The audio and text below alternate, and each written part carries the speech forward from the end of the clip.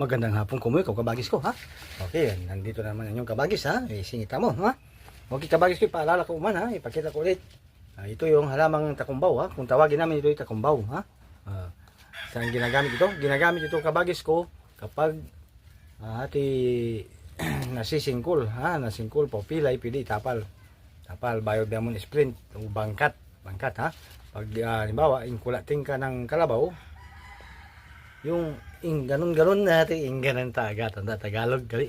Ito basta kulating ka ng kalabaw, hindi ko alam sa Tagalog ay. Hanggang ngayon kabagis ko, hindi ko alam ang Tagalog sa ingkulating, ha. Karamihan yung mga nagkakalabaw na lalaglag may nasisingkol, umbayo ingkulating, yung ganon ha. Ganon ha, ganon. Pag nalaglag ka sa kalabaw, ha, nalaglag ata ingkulating ka ng kalabaw, at hindi mo na siya mabunbun na. Ito po yung ginagamit namin, ha. Pwede mong iano yung balat o kayasin, tapal, bio-in, splint. Dagdag kalaman kabagis ko, ha, takumbaw, ha. Hindi basta ano lang to, ordinaryong ano, may mga gamot to, ha. Kung walang takumbaw ang hilito. Yan, pwede ang kabagis ko, ha. Dagdag kalaman kabagis ko, takumbaw, ha. Baka makalimutan na, yan. Na-vlog ko na to noon. Pero siyempre kailangan natin ulit-ulitin, ya.